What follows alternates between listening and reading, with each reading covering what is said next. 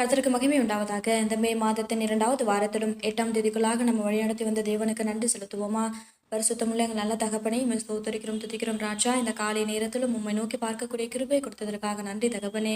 காலைதோறும் என் கிருபை புதிதா இருக்கும் என்ற வார்த்தையின்படி இந்த நாள் முழுவதும் உங்களுடைய புது கிருபையினால் எங்களை வழிநடத்துங்க ஏசப்பா. இந்த நாளிலும் உங்களுக்கு பிரியமில்லாத எந்த காரியத்தையும் செய்யாதபடி உமக்கு பிரியமான பிள்ளையாய் வாழ உதவி செய்யுங்க ராஜா.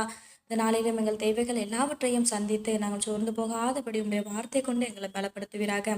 ஆண்டவரே, இந்த நாளிலும் ஒருவரையும் பழிவாங்குற எண்ணம் எங்களுக்குள்ள எப்பொழுதுமே இல்லாதபடி எங்கள் இருதயங்களை பரிசுத்தப்படுத்துங்க ஏசப்பா.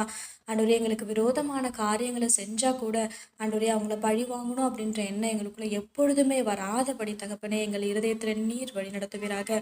உண்மை போல எல்லாரையும் நேசிக்க கற்றுத்தாரும். இந்த காலை நேரத்தில் செபிக்கிற ஒவ்வொருவரையும் ஆசீர்வதிங்கப்பா. அவர்கள் குடும்பங்களையும் பாதுகாத்து வழிநடத்தும். துதிகன மகிமையெல்லாம் ஒருவருக்கே செலுத்துகிறோம். இயேசு கிறிஸ்துவின் என் நாமத்தில் செபிக்கிறோம் எங்கள் ஜீவனுள்ள நல்ல பிதாவே. ஆமென்.